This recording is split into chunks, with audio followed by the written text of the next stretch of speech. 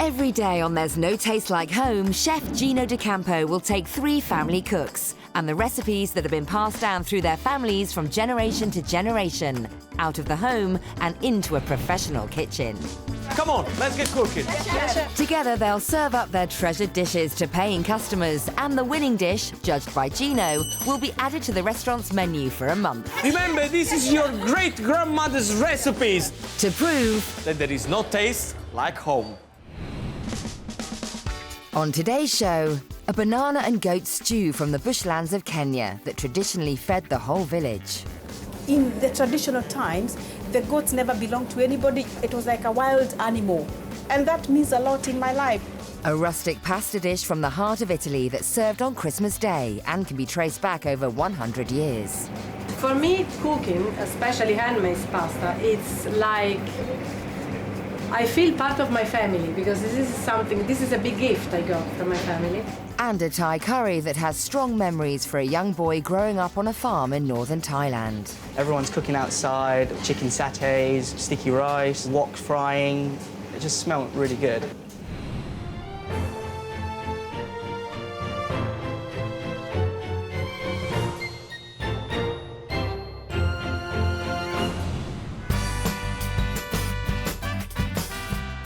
Hello, I'm Gino D'Acampo, and today I'm in Reading, in Royal Berkshire.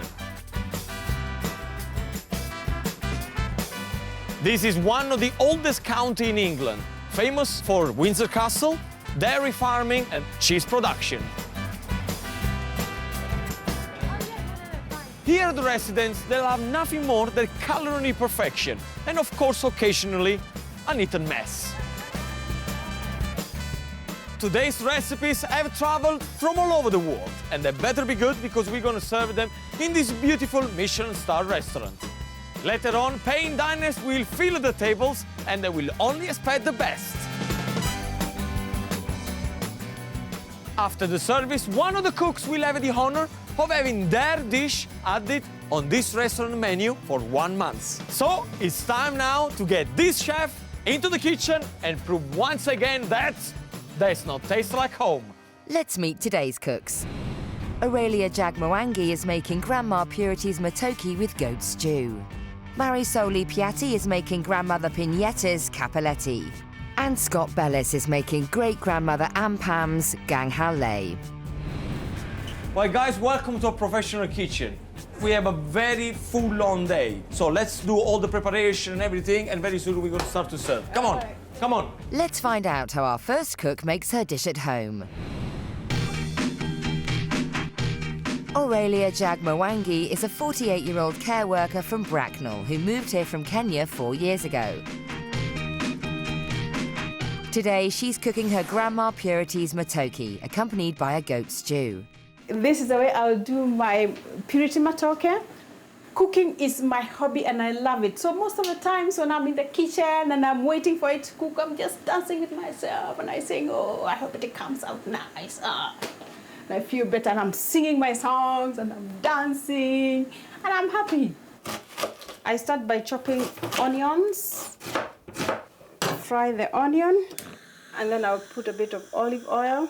In the meantime, when the onion is cooking, I'm chopping the meat. This is goat meat. Chop the tomatoes into bits. Matoke is a traditional name for cooked bananas. Because, you know, you can't let them ripe. They can't ripe anyway. They can't ripe. So we get them from Kenya. And actually, we have them from one part of Kenya in the western Kenya. And you cut it into small bits. Of course, I'm a fantastic cook. I like cooking and I cook for my family and they're happy every time. I'll peel the potatoes and I'll mix together with the bananas. Now I'm going to fry this onion. We are one in the Spirit, we are one in the Lord. We are one in the Spirit, we are one in the Lord. And now I'm going to put my matoke in the frying onions because they're a bit brown. Hot water. I will let the banana cook now, slowly. 30 minutes later, and Aurelia adds her Kenyan spice mix of coriander, cinnamon, fennel seeds, turmeric and cumin. Take 1 spoon and I'll put it in the meat. I'll also put some water and leave to cook for around 1 hour. I think I dance in the kitchen because I think when you're cooking and you're smiling and you're dancing, your food comes out so tasty and nice. You see, when we started peeling, they were white. Now they're yellow. The matoke is going to be mashed now. And now I'm going to serve it. That's Aurelia's Grandma Purity's delicious matoke served with goat stew and cabbage.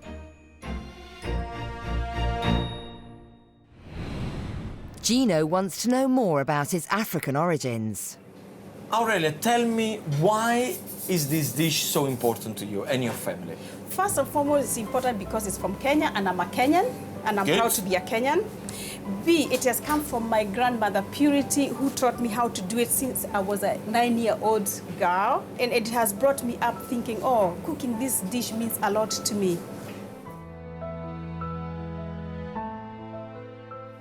So tell me a little bit the memory when Aurelia was a little girl, 9 years old. What do you remember? I remember so much my grandmother used to do for me, because every time she said, it's time for bananas, let's go and get them in the field. So I would run with a big bow and I would go climb the banana tree. Sometimes I would fall, but I would get them and we go to the kitchen and we are chopping them together. In the traditional times, the goats never belonged to anybody. It was like a wild animal. So it wasn't my grandmother. She would just say, oh, I like that, and it is caught for, and it is slaughtered, and it is done. We start cooking it. That's the way So you would go there, catch the goat and bring it back? Slaughter it then. Oh, wow. Yeah, there's no calling the veterinary, come and check whether it's all right. We just slaughter it and eat it and cook it. And that means a lot in my life. And coming to think it was from my grandmother, and maybe it was passed on to her by somebody else, it makes me feel, oh, I'm a Kenyan, oh, my grandmother Purity. It has given me so much memories, and it made me understand where somebody comes from. Aurelia regularly goes back to Kenya to visit her family who live in Nairobi. She loves cooking up the beloved matoke dish for them. Have you changed the recipe in any way since you learned it from your grandmother to today? Not at all. I haven't changed, because if I do change, it means it's not going to be her recipe. So I cook exactly the way she used to do it. Oh, wow. So you haven't changed a thing? No, not even a bit. Now, have you shown this recipe to your children? Of course, they're coming today, by the way. Are they coming today? Yeah. Oh, cool. Yeah, of course, they do cook for us, and we are very happy. What about the They're recipe still that you... The matoke thing, and it's like, oh, I don't think you'll get there. And I said, you get there because I got there. What would it mean to you to win today's competition and have your grandmother dish on a restaurant menu? I tell you what, I'll just take the next flight, I'll go to her grave, and I put the flowers, and I say, this is what you brought in my life. We're all gonna think about your grandmother today. Don't worry about it. And I want to see you dancing around, And yeah? I'm sure when she gets up from that grave, she said, you did a good job for me. And over the moon. Aurelia starts her preparations by dicing the goat meat and, as ever, is in high spirits. Oh my goodness, I'm over the moon. Because I'm doing this as it was taught by my grandmother, and it makes me feel, oh, I'm the best woman in this world. and I wish she was there to see what I'm doing for her. I feel like the cat that's got the cream. What an amazing recipe so far. After the break, I'll got 2 more just for you. Coming up, a traditional pasta dish that reminds one cook of growing up with her grandma in a small village in Italy. She was running this small restaurant like a trattoria, basic menus, roasted meat in a big fireplace and handmade pasta. A curry that brings back memories of market days in Thailand. All I could smell was like this really weird smell. We walked up to it and it was like little crickets, fried crickets. So I tried one and it was really crunchy. And our 3 home cooks take on service in a professional kitchen. 1 pork, 1 goat, 3 cappelletti. Can I have 2 goats? I need 2 more cappelletti. 2 pork. Scott, are you with me? Coming right now, Gino. We got plenty more to come.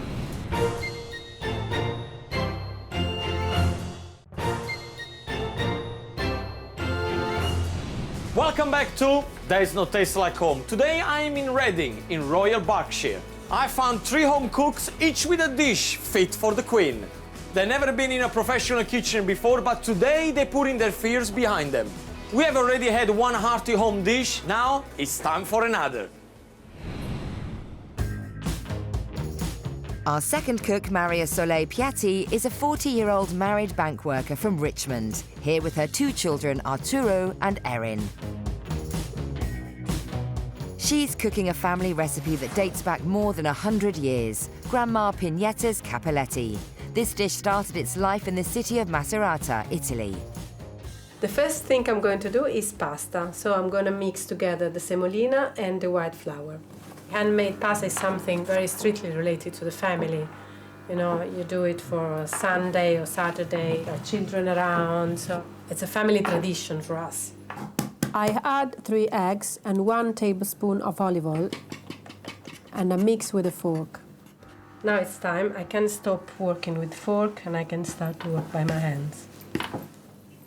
I think every family has a different version. You know, they had some different spice or different type of meat, but the one I follow is the one was always followed in my family.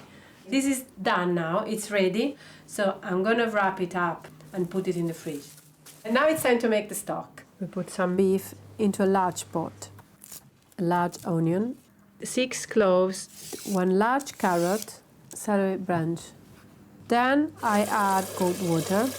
I normally put a handful of rocky salt, that it's about 1 full tablespoon. Now we have the ingredients, the meat, the onion, the celery and the carrots to make the filling. So now it's time to add, the veal in the fried vegetables, and then, half a glass of white wine. I normally use veal instead of beef because the taste is going to be more delicate. I put on the lid and I leave it cooking until all the liquids will be more or less dry.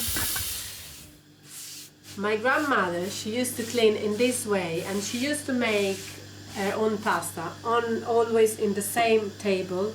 It was a piece of wood fully dedicated only for pasta, and she never washed it, never. Now the meat, the veal is cooked, and I'm gonna blend it. I put the full egg. I'm gonna mix together. It's perfect. Ground nutmeg. Put some pepper, just a little bit. Okay, this is my daughter Erin, and today she's gonna be my sous chef. So she's gonna help me in making pasta. You see? And I'm gonna put the filling into the icing bag. I bend the pasta over the filling and take out the air around the filling, make the press with my fingers. I start to cut and I do all little half moon. Touch the 2 corners together, keeping the belly of the cappelletto risen. So now the stock is boiling, and I'm gonna put the cappelletti in the boiling stock so they can cook properly in the stock. They will be ready in about 3-4 minutes. That's Mariasole's Grandma Pignetta's Cappelletti, with a rich Italian heritage that Gino can't wait to hear about. So Mariasole, what I want you to do now is to paint me the picture of when did you learn the recipe, where, how, why. I want to know everything about it. I learned this recipe from my grandmother because I grew up in the center of Italy, in region Le Marche, and especially with my grandmother because my parents were working very hard, so I spent all the time with my grandmother.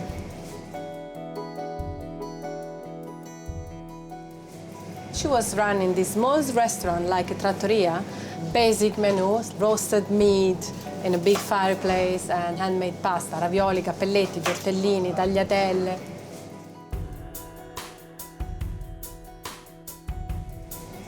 I spent all time with her cooking. She was a great person because, she was telling stories by doing pasta. Happy and singing, telling story about when she was a child. And I started at 4, in the corner of the table, big table, fireplace because cold winter. Now, tell me the memory about your grandmother, okay? About Nonna. Was she a good teacher? She was a person that was doing all the time. Because she was very busy, she used to give me some flour, one egg, and say, let's get on and do like I'm doing. So, and it's easy, you know, tasting, you know, dirt, all dirty with flour.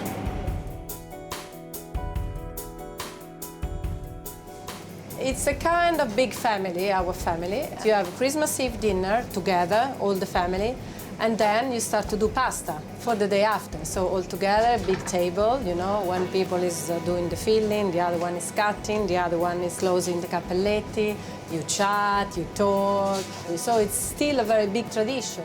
Have you changed any ingredients or any technique Every about time. making cappelletti? Every time. Women like my grandmother, so growing up in the kitchen, when they cook, they don't have a piece of paper, let's say 30 or, I mean, they go. It's like a soul, you go, and I mean, more or less, the main recipe is, of course, the same, because it's fillet pasta with meat and...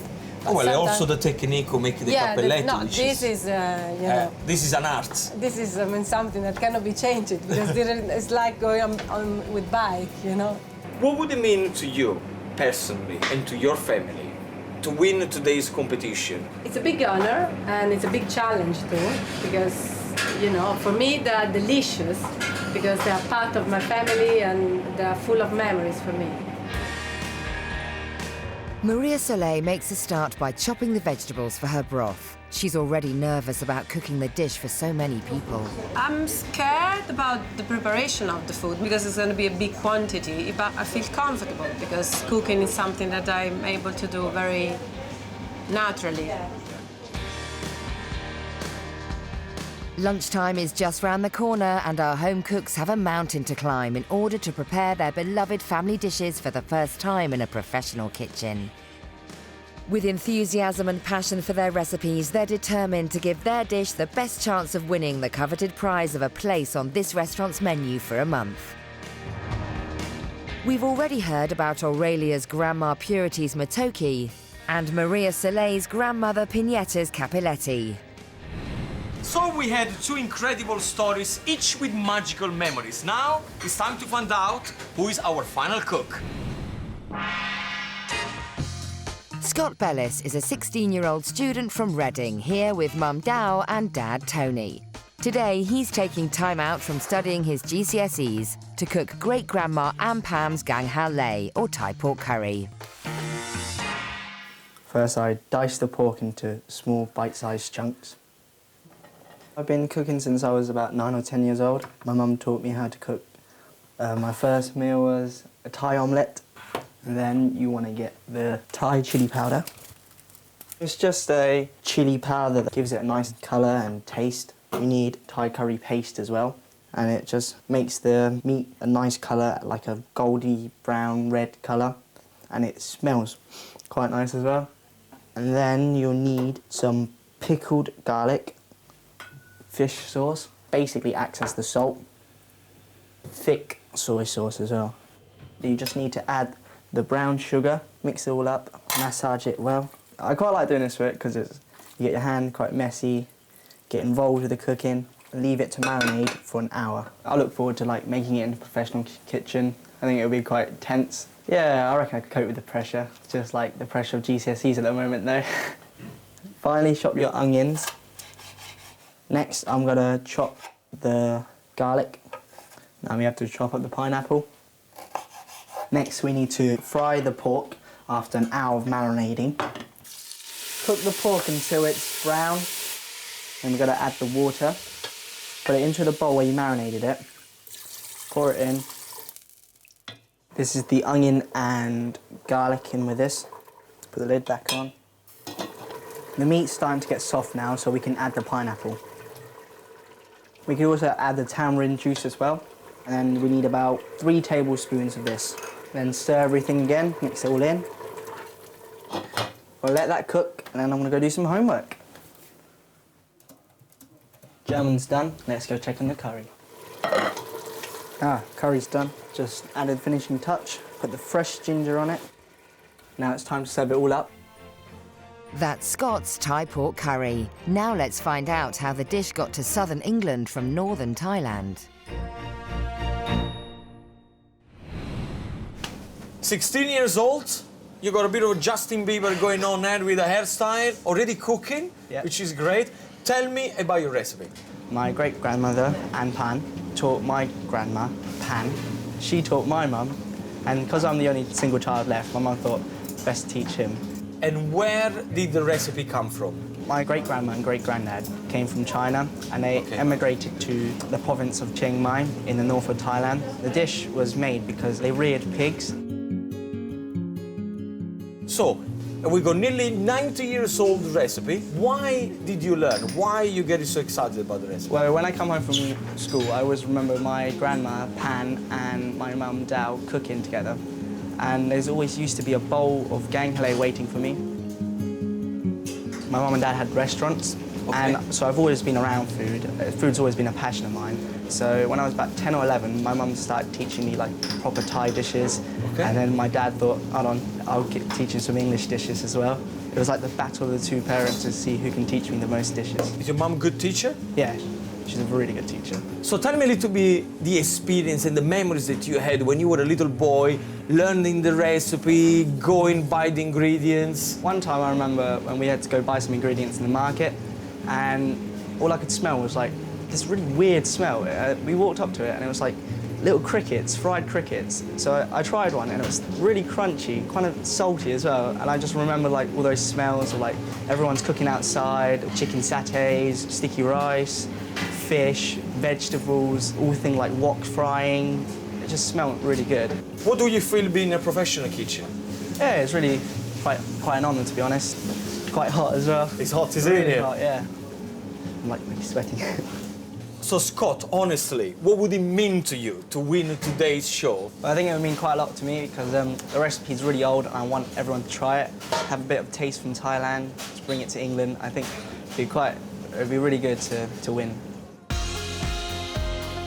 Scott is determined to make his family proud and gets on with marinating the meat for his dish. But Gino's noticed that he's using curry paste from a jar and wants to show him how to make the real thing. So look, the ingredients are very easy, okay? So we have a little bit of chili, fresh chili, then we have ginger, then we have garlic, fresh garlic, lemongrass, lime leaves, a little bit of shallot, then we have cumin and coriander seed that's been all nice and grounded. A little bit of sunflower oil and a touch of water. So the way you do it, you get yourself one of these blitzer, and very simple, just throw everything in there and start to blitz until it becomes a paste. So we go for the chili, okay? And just throw everything in there. Have you ever made one before? No, not like this. Very simple to do it. Put it there. And the spices. So ground coriander. There. Cumin. And slowly, slowly start to mix everything in there. Put a little bit of sunflower oil. And a touch of water, okay? So just still water, put it there, and blitz everything together, and wait patiently. That's it, Scott. I think we're there. Definitely. Look at that. Look how beautiful the color is. Amazing. Huh? Look at that. Fantastic. A beautiful red curry paste, homemade, so there is no need for you to buy the ready-made one. See, the beautiful thing is that once you make your own one, you can add more chili, less chili, you can do whatever you want. There you have it. You carry on with your preparation. Cheers. And talk to me if you need anything, Thanks.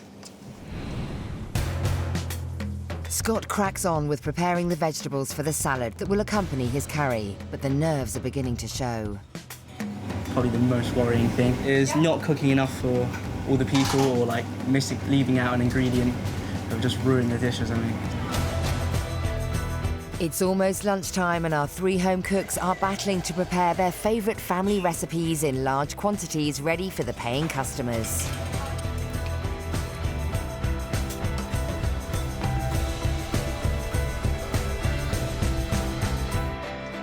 Aurelia is busy cooking the goat meat and mixing her pan of banana matoke. So far, she seems happy with her progress. To me, it looks fantastic, and it looks exactly the way it used to look those days. It's so many years ago, but I still have the memories because I keep cooking it anyway. But it's a different story for Mariasole, who's struggling to make her pasta in time, so Gino's had to send in extra help. Now, the problem is that the machine is quite slow because it's working on and off. And Scott is now frying the marinated pork, but he still feels daunted by the challenge of cooking for paying diners. Might be worried that I won't finish in time or won't have enough for all the people. Today has been a voyage of discovering 3 fantastic cooks with 3 fantastic stories. But our lunch service is only moments away. Well, join me after the break where we're going to find out if my 3 home cooks can cut the mustard. Coming up, the pressure is on for the cooks to perform for 50 paying diners. Put 3 cappelletti on, 2 pork, 2 goats. Yes, chef. And Scott's fears become a reality. Come on, Scott, you cannot give me 1 plate at a time, man.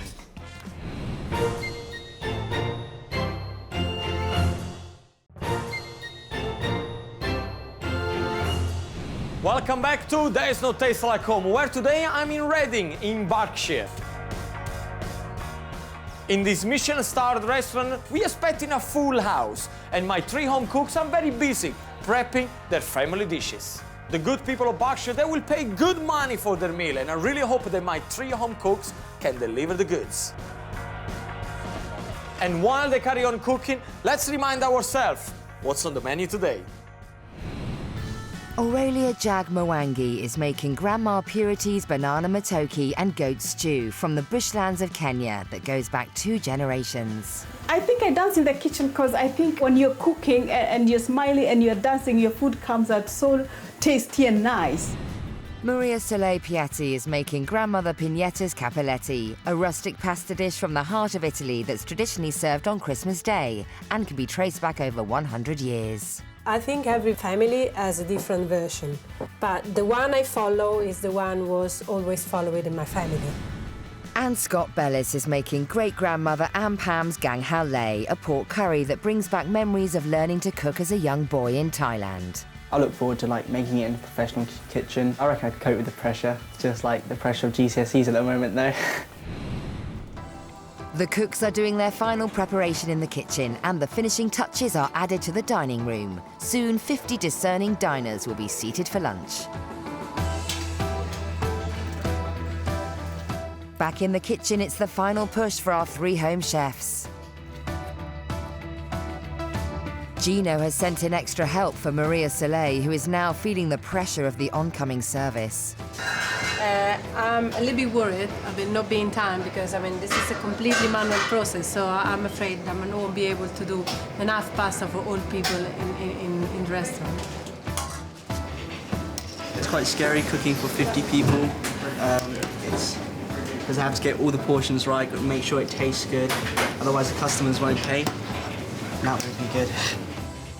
But Aurelia couldn't be more confident. I feel in my heart that they're going to like it because it means a lot. And if they get to know the history of it, as much as it doesn't taste so much, people will think about it and say, well, we should give it a go. What are you doing here? Tell me. Putting the white vinegar and sugar sauce on top. So this is just white vinegar? Sugar, pan it up hot and then keep mixing, keep mixing, keep mixing. A bit Okay. of salt, done. And done. Are you ready with everything? Yep, just gotta Is your put it- dish fully finished? Yep, all the rice is done. How long is it going to take you once I ask you for a dish? How long?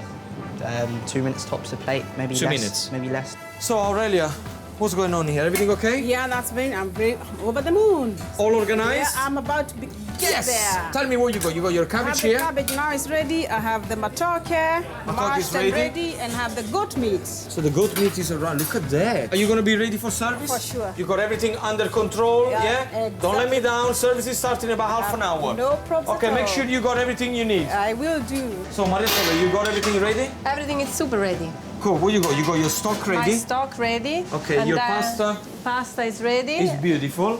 I saw then- you before. You didn't do all the pasta by yourself. You got some of the professional chef to roll it Of for you, course. do you? Finally, it's lunch service and the restaurant's open to a hungry clientele. There's a fantastic turnout of Reading's local residents and they seem impressed by the menu. Gonna go for the veal.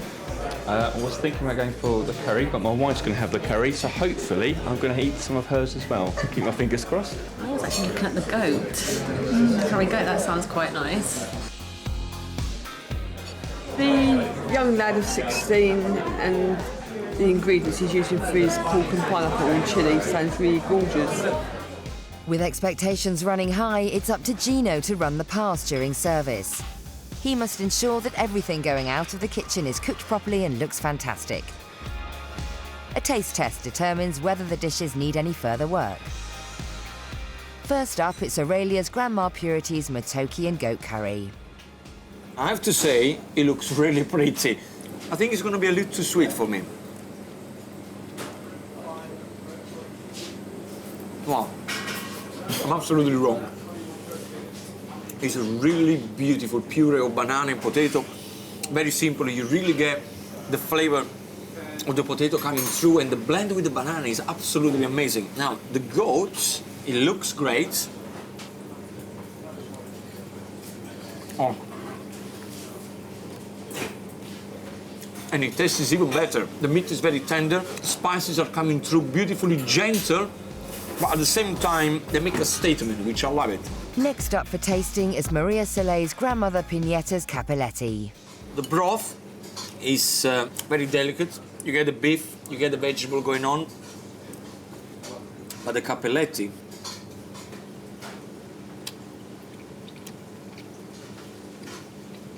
wow. You definitely get the veal in there, definitely get the cheese. The flavors are so simple, but yet very delicate. What a great dish. And finally, it's Scott's great-grandmother Anne Pam's Thai pork curry.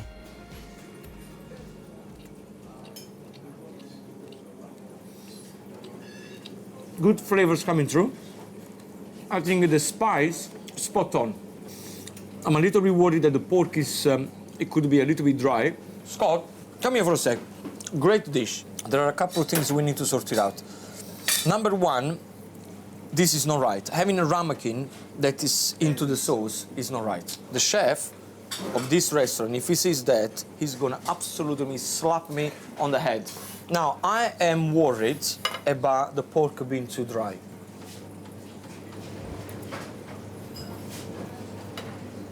I think it needs to marinate for a bit longer. I didn't think it didn't have enough time to marinate it for the full hour. Okay. I think it's not as soft and as tender as it could be. Luckily for Scott, Gino has a plan to resolve the issue. So the pork is actually in the stock at the moment, okay? The secret here now is going to be, when I ask you the dish, put all the dish together, except the pork. Yeah. And the last thing you're gonna put on the dish is the pork, because we need to keep the pork in the stock as long as we can. Yeah, as hot as possible, yeah. As hot as possible so it becomes tender. Leaving Scott to sort out his dish, Gino heads front of house to greet some special guests. So, Tony, now how are you? I'm fine. Everything right? How excited are you? Come on, tell me. Very excited. Scott is working very hard in there. Now tell me, how do you think Scott is going to react? I'm going to shout all the time. I want the dish.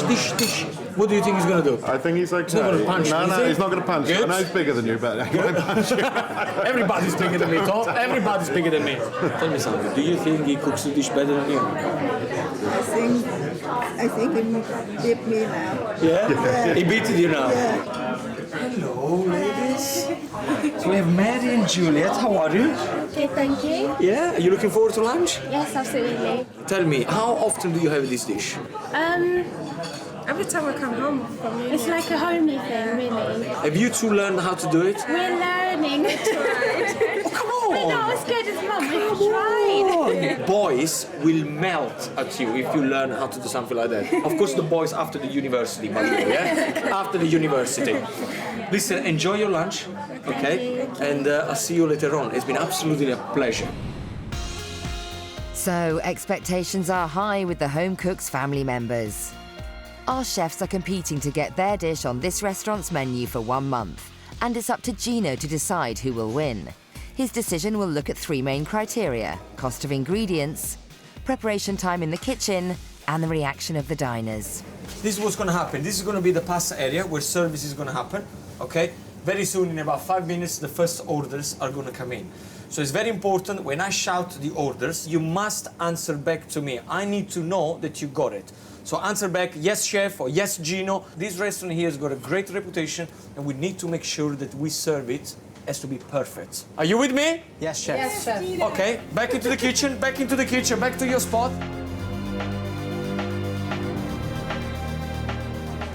I'd like to try the matoke, please. Okay, guys, 1 pork, 1 goat, 3 cappelletti. Can I have 2 goats? I need 2 more cappelletti. Can I have 1 pork and 2 goats? Hello? Yes, please.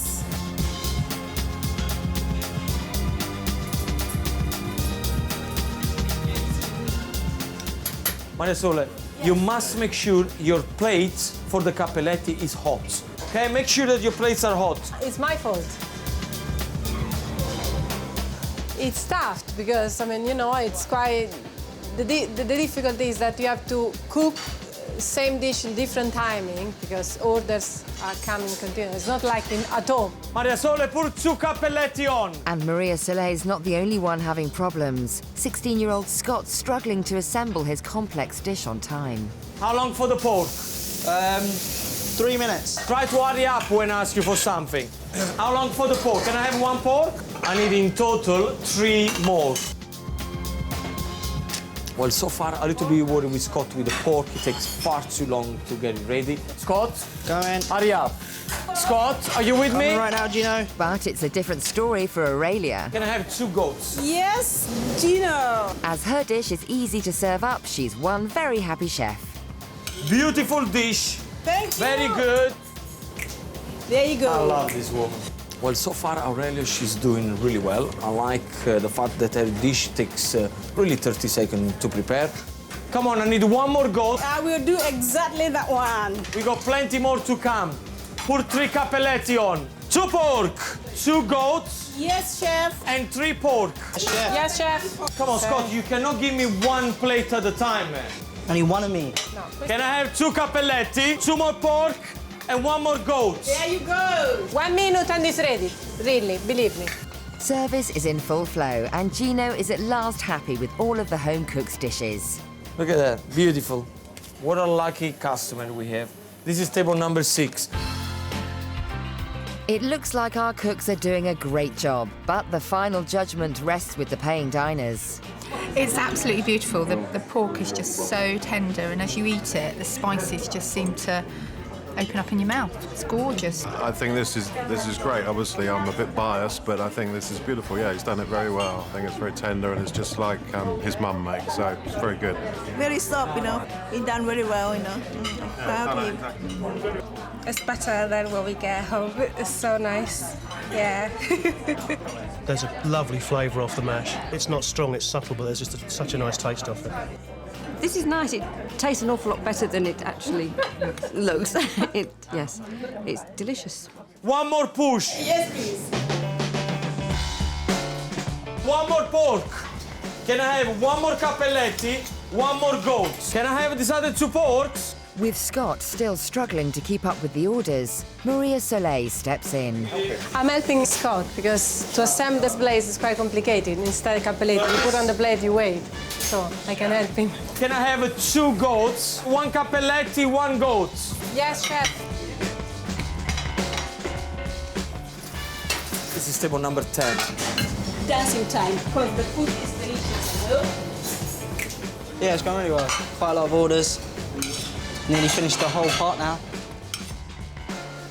It's an experience, and for me, it's the first time in a professional kitchen. I like it very much. Service is nearly over for the 3 home cooks, and the food seems to be going down well with the diners.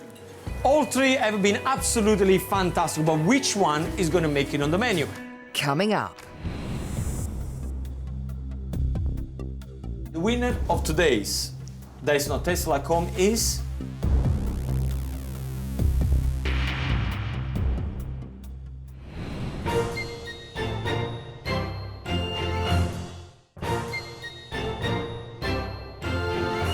One goat, one goat. One long for the pork.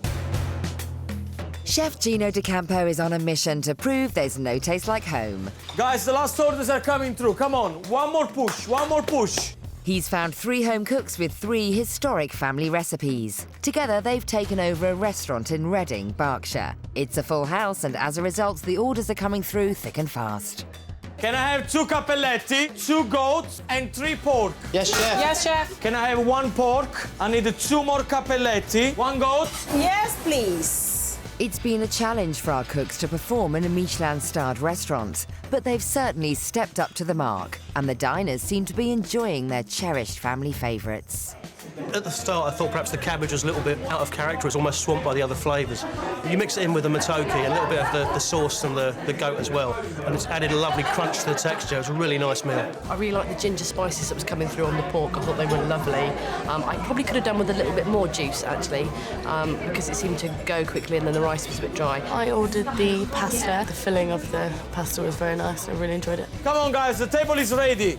Service is nearly over, and the cooks are all hoping Gino will choose their dish as the winner and secure a place on the restaurant's menu for a month. We are on the last table. I need 1 cappelletti and I need 1 goat. Thank you. Very good, very good, Oh, thank you. very good. Service is over. Oh! Okay, so big round of applause. Well done, well done, well done, well done, well done. You were amazing. Over the moon. Excellent, Like far excellent. away. Excellent, excellent. My dish is in the UK. Is it something you would do it again? Of course. Yeah? Yes, definitely. Last thing that we got to do, I'm gonna go for a nice drink. Yeah. You got a lot of washing up to do and make sure this clean. This kitchen is absolutely spotless. Is it? All right then. Joking. Service is now over, and our cooks have done all they can to secure their dish a place on the restaurant's menu for a month.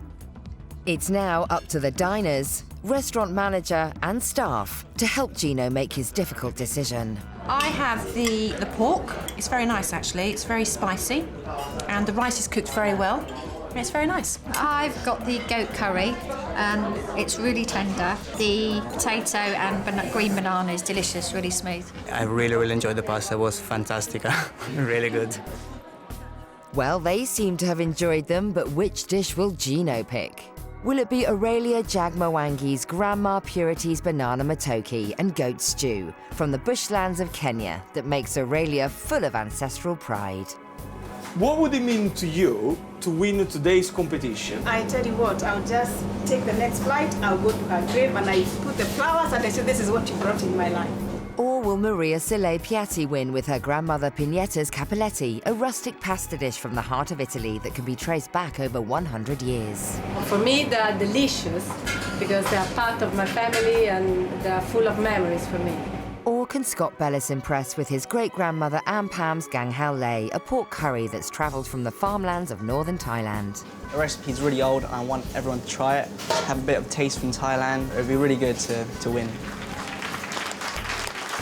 Time to welcome the cooks into the restaurants to find out whose heritage dish will win a place on the menu. So, how do you feel? Over the moon. Would you do it again? Of course. Yeah.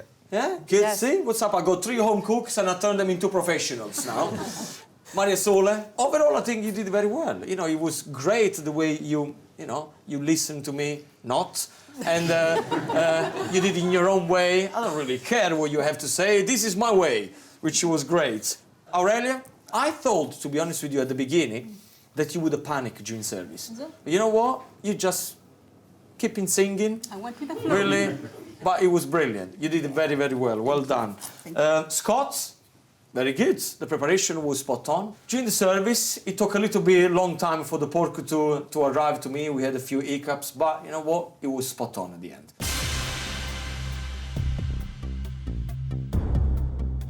You're all winners, of course, because you're here in a professional kitchen, great restaurant.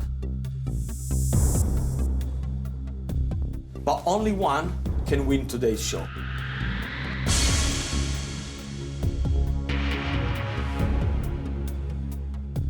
And the winner of today's There's No Taste Like Home is...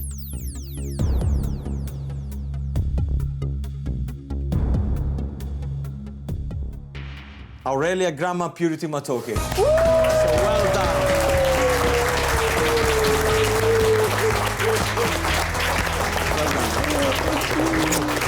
Well done. Well done. The dish was amazing. The dish was amazing. I love the goats. I wish my grandmother Purity was living to see what's happening and what happened today. But at the end of the day, I'll go back to Kenya and I'm going to put some flowers on her grave and I say, this is what she brought in my world. I feel exhausted, but very happy because more or less mission accomplished. Yeah, I think it went pretty well. A bit gutted that I didn't win, but best person won. What a wonderful day we had. Of course, congratulations to Aurelia and her goat dish, which I thought it was absolutely amazing. Now, guys, don't forget to join me next time as I continue my journey across the UK to find more home cooks, all eager to prove that there's no taste like home. So if you want to try the winning dish yourself, or perhaps you want the details of the recipes features on today's show, the only thing you got to do, go to itv.com/food.